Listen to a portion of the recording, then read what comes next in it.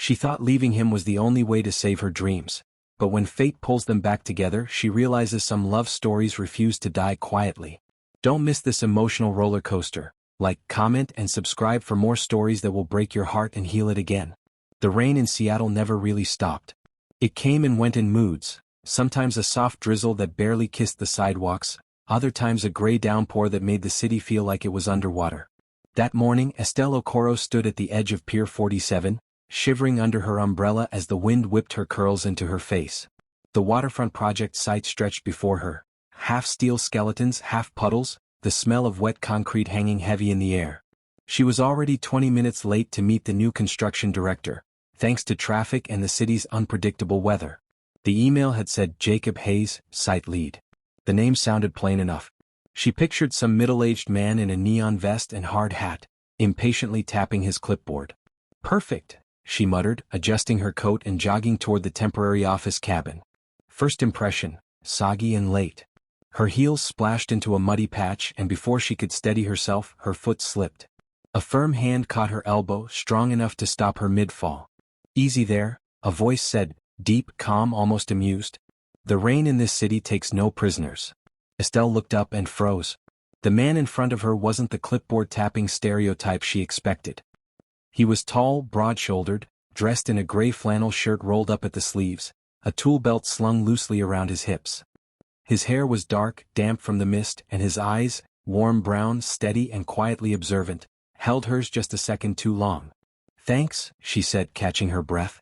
Guess the ground had other plans. He smiled slightly. Guess so. You must be the architect from Urban Etch, right? Yeah. Estelle Okoro. She offered a handshake. And you're? Jacob Hayes. His hand met hers, firm, warm. You're early. Estelle blinked, surprised. Early? My calendar says 9. He raised a brow, his lips curving just a little. It's 8:45. She glanced at her watch, realized she hadn't changed the time zone since her trip back from DC, and groaned softly. Well, at least I'm consistently inconsistent, she said. Great start. Jacob chuckled. You'd be surprised how many people show up an hour late. You're already my favorite architect today. That's a low bar, she teased, but she couldn't help smiling. They ducked under the metal awning of the site office, shaking off droplets of rain. The place smelled like coffee and wetwood. Blueprints and project renderings lined the wall, and a small heater hummed in the corner. Jacob motioned toward the large blueprint table. You mind if we go over the new design layout before the team arrives? I've got some questions about your load-bearing specs. Of course, Estelle said, setting down her tablet and opening the 3D model. They bent over the plans, the glow of the screen reflecting softly on their faces. Jacob's questions were sharp but respectful. He wasn't the type to talk over her or mansplain, which in her experience, was a miracle in itself. You designed this cantilever section? He asked after a while. Yeah, Estelle said. It's meant to create a floating illusion over the bay. It's riskier structurally, but if we pull it off, it'll be the visual heart of the project. Jacob leaned in, tracing the line with his finger. You think like an artist, not an engineer. She smiled. Architects are both, or at least we're supposed to be. He nodded, studying her face for a moment before saying, You sound like someone who still believes buildings can mean something. Estelle tilted her head. Don't you? Jacob exhaled, looking past her at the rain streaking down the window. I used to. Before I realized most clients just want something that looks good on a postcard. There was a quiet heaviness in his tone, a shadow that flickered behind the calm exterior. You sound like a man who's been disappointed, Estelle said softly. He gave a half-smile. That's what happens when you build too many things that don't last. Estelle didn't press, but something about his answer stayed with her. Over the next few weeks, their professional relationship evolved into something far more personal than either had planned. Jacob had this unshakable steadiness about him. He was the kind of man who didn't talk much, but when he did, his words carried weight. He noticed details, how Estelle liked her coffee black but with honey, how she always hummed quietly when reviewing designs, how she touched her necklace whenever she was deep in thought. Estelle, on the other hand, was a burst of energy. She filled silences easily, laughed often, and brought light into the gray monotony of the worksite. Her optimism reminded Jacob of a part of himself he'd quietly buried years ago. Sometimes they'd stay late in the office, finishing reports or adjusting blueprints. One evening when everyone else had gone, Jacob leaned back in his chair and said, You ever feel like we're just borrowing time? She looked up from her laptop. What do you mean? He gestured toward the city outside, the glass towers gleaming through the rain. We build all this but it never lasts. The city changes, people move on. What's left? Estelle smiled faintly. You sound like someone with a story. Maybe, he said, staring at the lights. Or maybe I just think too much when it rains. Then Seattle must be torture for you, she teased. He looked at her then, really looked. Not lately. Something fluttered in her chest. She looked away before he could see it. A few days later, after a particularly long day on site, the rain came harder than usual, fast, heavy, relentless. Most of the crew had already left, but Estelle stayed behind to double-check the concrete placement logs. Still working? Jacob's voice came from the doorway. He was holding 2 cups of coffee. I like to torture myself, she said, taking 1 cup gratefully. He smiled. You're soaked. You should head home before the roads flood. I will, she promised, though she didn't move. Just need to finish this one thing. He leaned against the table, watching her. You know, you remind me of someone I used to know. Someone stubborn? Someone who didn't know how to stop. Estelle raised a brow. And what happened to them? Jacob's gaze dropped for a second. She stopped. Eventually. The quiet in the room thickened. Outside, lightning flashed, reflecting off the glass like broken silver. Jacob, Estelle said softly, who hurt you? He looked at her then, eyes unreadable like a tide pulling her in and warning her to stay out all at once. Someone who taught me that love isn't always enough to keep people. Estelle didn't know what made her move closer, pity, curiosity, or the strange pull that had been building between them since the day they met. But when she reached out and placed her hand lightly over his, he didn't pull away. For a moment they just stood there, the hum of rain filling the silence. Then Jacob whispered, you should go home before this becomes something we can't take back. Estelle's heart stuttered. And what if it already is? He exhaled sharply like the words had cut him. Then we're both in trouble. The storm outside grew louder. A flash of lightning filled the room, and in that flickering white light, he kissed her. It wasn't careful or rehearsed. It was hesitant, searching, as if both of them were afraid of what they'd find but too drawn to resist. When they finally broke apart, the world felt suspended between breaths. Jacob, she whispered, her voice trembling. He stepped back slightly, eyes still on hers. We should call it a night. Right? She said, though her body felt like it was still burning. He opened the door for her, and she walked into the rain, heart pounding, not sure if she was walking away from something foolish or toward something inevitable. That night, lying in her apartment with the city lights flickering against the window, Estelle couldn't stop replaying that moment. The warmth of his hand, the honesty in his eyes, the ache in his voice. She had kissed men before, but never one who made her feel like she'd just stepped into a story she didn't fully understand. She didn't know what tomorrow would bring. But one thing was certain. Jacob Hayes wasn't just another man she met on a job. He was the beginning of something that could either build her or break her. And deep down she already knew she was willing to risk both. The rain had become a constant whisper in Seattle, soft, steady, endless. Estelle had grown used to it, the way it filled the silence when words failed. But lately the rain reminded her of Jacob, the calm in it, the quiet power. After that night at the site, their first kiss, they never spoke about what happened. Not directly. They both showed up to work the next morning pretending nothing had changed. But it had. Everything had. Jacob still addressed her with that cool professionalism, but sometimes his eyes lingered too long. Sometimes her laughter came too easily when he was near. They never said the word love, but it hung between them, thick as Seattle mist. It started small. He began bringing her coffee just the way she liked it, black with honey instead of sugar. She started leaving doodles on his desk, tiny sketches of their project or of bridges and boats that had nothing to do with work. They were small gestures, but they spoke the truth neither dared say aloud. One evening, when the office was nearly empty, she brushed his hand while reaching for a file. The touch was fleeting, but he froze. She did too. When she looked up, their eyes met. Estelle, he said softly, her name catching in his throat like a confession. She whispered, we shouldn't. I know, he murmured, stepping closer. That's the problem. Their silence stretched until it trembled. They didn't kiss this time. They didn't have to. The air between them pulsed with everything they couldn't say. By spring, their connection was impossible to hide. What began as long nights of collaboration turned into shared dinners that stretched past midnight. They took drives around Lake Washington, walked along the marina under flickering streetlights. He'd tell her about the world through the eyes of a man who'd seen too much and still cared too deeply. She'd tell him her dreams, how she wanted to design something lasting, something that would make people feel. One night after work he asked, "Are you hungry?" "Starving," she said.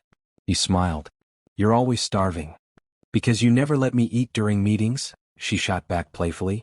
That night they ended up at a tiny diner tucked on a quiet street corner. The smell of syrup and old coffee filled the air. Estelle ordered pancakes at 8 p.m., and Jacob laughed until his shoulders shook. "You're eating breakfast for dinner?" he teased. "Because I can," she said proudly. "Life's too short to follow menus." He chuckled, shaking his head. "You make everything sound poetic." "That's because you don't," she countered. "Someone has to." His smile faded slightly. "You think I'm too serious?" "I think you're afraid to let go," she said gently.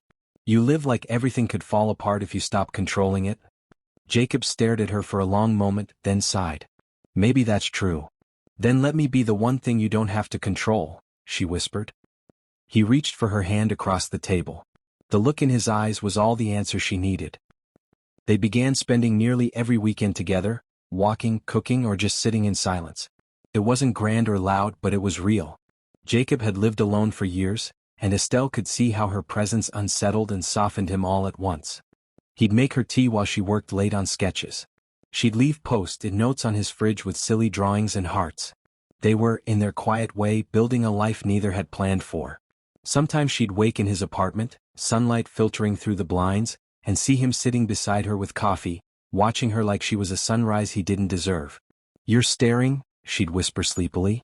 He'd smile. "I'm memorizing." One Sunday morning she found an old record player in a thrift shop and dragged it to his place. "Play something," she said. Jacob raised an eyebrow. "I don't dance." "Then we'll sway," she said, putting on a vinyl of Ella Fitzgerald. When the music began, soft and rich, she stepped into his arms. At first he was stiff, awkward. But as the song went on he relaxed. His hands found her waist, hers rested on his shoulders. "You're terrible at this," she teased. "Yet you're smiling," he said. "Because I love watching you try." He chuckled. "And I love watching you glow." Her heart skipped. It was the first time he'd said love, not as a confession, but as a truth that had been there all along. 2 months later the email came. It arrived on a Tuesday afternoon while Estelle was reviewing site plans. The sender's name made her pulse race, Latelier Design Group, Paris. They'd seen her portfolio online and wanted her to lead a waterfront project. One that could launch her international career. She read it twice, hands trembling. This was the dream she'd worked toward for years. Yet the first thought that came wasn't Paris. It was Jacob. That night, she sat across from him at his kitchen table, her phone between them. "They offered me a position," she said quietly. He looked up from his notes. "Where?" "Paris." He didn't speak at first. His eyes flickered to the phone, then back to her. "That's amazing, Estelle. You don't sound happy." "I am," he said, forcing a small smile. "You deserve this." Her chest tightened. "Then why does it feel like goodbye?" Jacob leaned back, his jaw tightening. "Because I know what this means." "It's just a job," she said, voice trembling. 6 months at most. He shook his head. "It's Paris. It's a door you can't close once you walk through it." She reached for his hand. "And you think I'll forget you?" "No," he said softly. "I think you'll outgrow me." The words hit her like a bruise. "Don't say that." "I have to. Because one day you'll wake up in a city that inspires you in ways I never could. And I want that for you." Tears filled her eyes. "You're talking like I'm already gone." He reached out, brushing his thumb across her cheek. "Because I love you enough to know that leaving might be the best thing that ever happens to you." She shook her head. "You're letting me go." "I'm setting you free," he whispered. "There's a difference." They didn't break up that night, but something fragile shifted. The days that followed were quieter, slower. They still met at the office, still shared small smiles and touches, but there was a bittersweetness in every look. At night, when she slept in his arms, Estelle could feel the way he held her tighter than before, like he was memorizing the shape of her before the world pulled her away. Sometimes she'd wake and find him awake beside her, staring at the ceiling. "What are you thinking about?" she'd ask. "About how lucky I am," he'd say softly. "And how much it's going to hurt when you go." She'd rest her head against his chest and whisper, "Then don't let me go." He'd kiss her hair and say, If I didn't love you, I wouldn't. On her last night before the flight, they stood on his balcony overlooking the glittering Seattle skyline. The rain had finally stopped, and the city shimmered beneath them. Estelle leaned into his chest. Promise me you'll be here when I come back. Jacob's arms tightened around her. Promise me you won't come back smaller. Promise me you'll shine. Tears slipped down her cheeks. You think I'll forget you? He smiled sadly. You'll carry me with you. That's enough. She turned to face him. It's not enough for me. He kissed her, softly, deeply, with everything he didn't have the courage to say. When they finally pulled apart, she whispered, I'll come back. And he whispered back, I'll be waiting. That night they didn't sleep. They held each other until dawn, the silence between them saying more than words ever could. When morning came, Estelle packed her bags and left for the airport. Jacob stood in the doorway watching her go, the love in his eyes breaking quietly. Because sometimes the truest love isn't in holding on. It's in letting go, so the person you love can finally become who they were meant to be. Paris was everything Estelle had imagined, golden light spilling over centuries-old buildings, the hum of cafe chatter, the rush of the Seine against stone bridges. But even in the middle of the most beautiful city in the world, she couldn't stop thinking of Seattle. Of the soft gray skies she used to complain about. Of the smell of rain on Jacob's jacket. Of the way his voice had sounded when he said goodbye. Her first few weeks at Latelier were a blur of design meetings, long hours and new faces. Her new apartment overlooked Rue de Rivoli, with a tiny balcony full of potted plants she didn't know how to care for. She'd work late into the night, the Eiffel Tower glittering in the distance, her sketches spread across the floor. And when she grew too tired, her eyes would drift to the photo on her desk, a candid picture of her and Jacob, laughing at a construction site, rain pouring down around them. She never told anyone who he was. He was her secret, her anchor to a world that now felt a continent away. Jacob's messages came less often after the first month. At first they talked every night. He'd ask about her projects, her colleagues, the food. She'd ask about Seattle, the marina, the new designs. But then came the silence. It wasn't sudden, it was slow, creeping in like fog. First he missed a call. Then he replied a day late. Then two. When he did write, his texts grew shorter, simpler. Proud of you. Stay focused. Don't worry about me. She'd stare at those words, her heart aching. Because that was Jacob, steady, selfless, pushing her toward her dreams even if it meant pushing her away. One night, after another long day at work, Estelle found herself walking aimlessly along the Seine. The city was quiet, its beauty almost cruel. Couples strolled hand in hand, laughter echoing off the water. She sat on a bench, the chill biting at her fingers, and opened her phone. There were messages from colleagues, family, even an old friend from college. But none from Jacob. The ache became unbearable. She called him. He picked up after the third ring. Estelle. His voice was soft, familiar, and she felt her chest tighten. Hey, she said, trying to sound light. I couldn't sleep. It's late there. I know. I just wanted to hear you. There was a pause. Then, I miss you. The words broke something open in her. Then why do you sound so far away? He sighed. Because I have to be. No, you don't, she whispered. You could visit. You could. Estelle, he interrupted gently. You need to focus on this. You're finally where you belong. I can't be the reason you hold back. Her throat ached. You're not a reason to hold back. You're the reason I believe I can do this. Another silence. Then, softly, if I came there, I don't think I could let you go again. Tears slipped down her face. Then don't. I love you too much not to, he said. And then quietly he hung up. Weeks turned into months.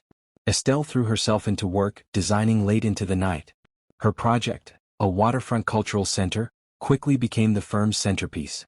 Her designs carried emotion, texture, humanity. The senior architects praised her passion. But what they didn't know was that every curve, every window, every line she drew held Jacob's memory. She designed the main walkway to mimic the docks they'd stood on in Seattle. She placed benches where the sunset hit the glass just right, the way light used to reflect in his eyes. He was everywhere in her work, and nowhere in her life. 6 months passed. Her project was nearly complete when she received an invitation to present it at an international design conference in Lyon. She was the youngest architect on the list. It was the biggest moment of her career. But when the applause came, when the crowd rose to their feet, Estelle felt nothing. She smiled, thanked the audience, accepted the compliments, and inside she felt hollow.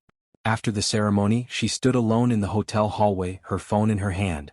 She wanted to call him again. To tell him I did it. To hear him say I'm proud of you the way only he could. But when she opened their old chat, the last message was still his, "Keep shining." And she couldn't bring herself to type anything more. Back in Seattle, Jacob watched her success unfold from afar. Her firm's updates filled his inbox, articles praising the rising American architect redefining modern design. He'd read them late at night, sitting alone in his apartment, pride and pain twisting together in his chest. He'd kept every one of her sketches pinned to the wall of his home office. He still made coffee the way she liked it even though he never drank it black. He told himself he was fine. That he'd done the right thing. That love, real love, wasn't about possession. It was about allowing someone to become everything they were meant to be. But sometimes, when the rain fell against his window, he'd whisper her name just to feel the sound of it again. Winter came, and with it, the ache of missing her grew too heavy to ignore. Estelle stood on the balcony of her Paris apartment, bundled in a coat, watching snow dust the rooftops. It was Christmas Eve. She thought about calling him again. About breaking the silence. But what would she say? "Hi, I'm still in love with you?"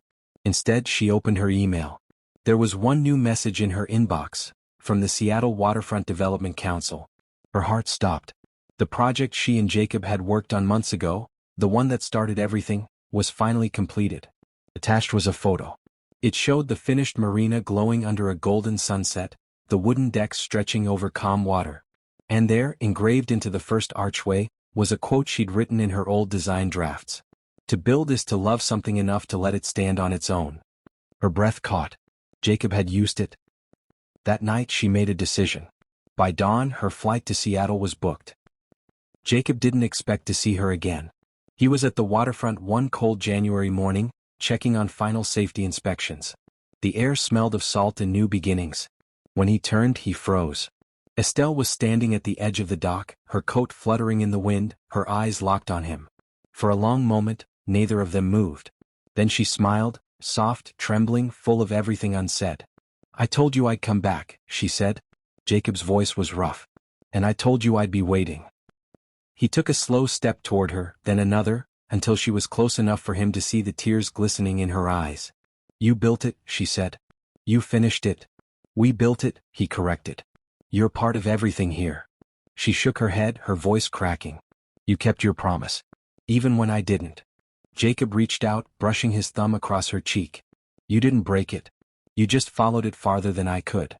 She leaned into his touch, her voice barely a whisper. "I missed you. I know. And I still love you."